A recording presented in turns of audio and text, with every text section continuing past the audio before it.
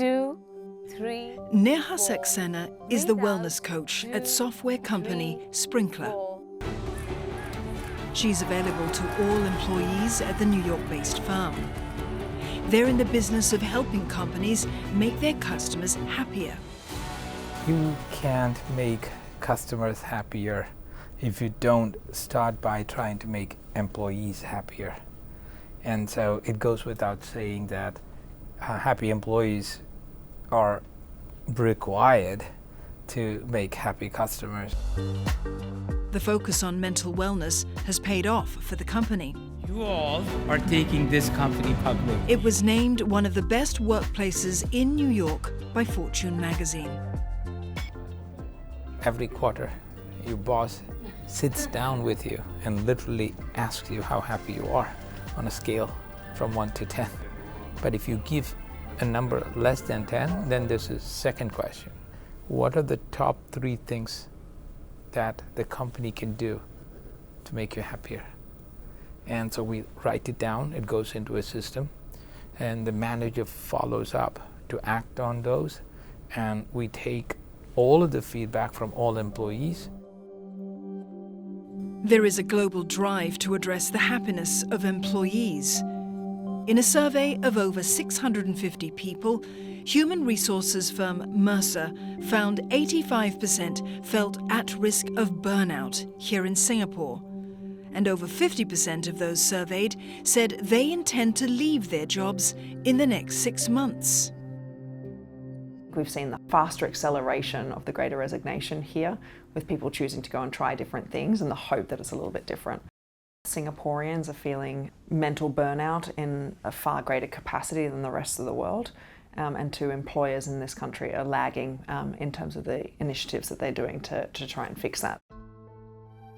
Such stress is a financial burden as well.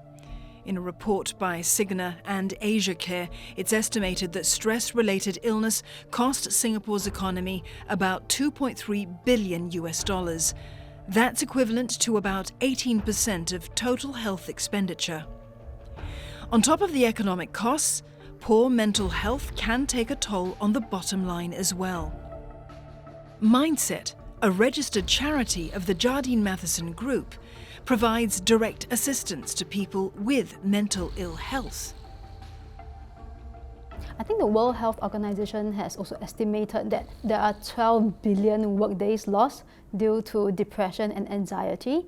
And this is costing global economy US $1 trillion on an annual basis. And I think clearly mental health issues is causing an impact on employers and businesses directly through increased absenteeism, affecting productivity as well as profits, and also an increase in the cost that businesses have to put in to address these issues. What you can help to do is drive up productivity, you drive up engagement levels, happiness levels. If I'm removing stresses in my life, I'm likely to be more happy. You remove or you reduce your absenteeism in workplaces. At Mercer, the pandemic was an opportunity for a reset. We refitted our office into a very different setup, far more collaboratively orientated, far more colour, far more friendly. That's definitely helped on the return to work. We've invested significant amounts of money in our people managers and their capability, and we've pushed a lot of that accountability and empowerment down away from leadership and into the business. As a result, we've got far less attrition than we've ever had this year. With the end of the pandemic in sight and workers returning to offices, experts say this is a time to rethink work-life balance. And leadership will be key as workplaces shape their new normal. If you don't have happy leaders, you don't have happy employees. So it cascades down. It's very important for leaders to be trained and to have in their ethos, in their value system, to deeply care for the employees. Cultural change should also start from leaders, but it should be aligned with what employees really desire. So for instance, leaders should take time and be sincere in building rapport with their employees and understanding what they want through personal conversations. And also, employees should be given fair opportunities to provide ongoing feedback about the work culture, their personal experiences, and even provide suggestions. So all this would encourage a cultural shift to help employees be able to voice out about their mental health challenges in the workplace. I do think it's really important that both parties have, it's our job as employers to make sure the environment is correct in the workplace and people are fairly paid and fairly trained for what we're asking them to do. But it's also equally important that employees take responsibility for building their own levels of resiliency and thinking about what they need to do from a wellbeing perspective.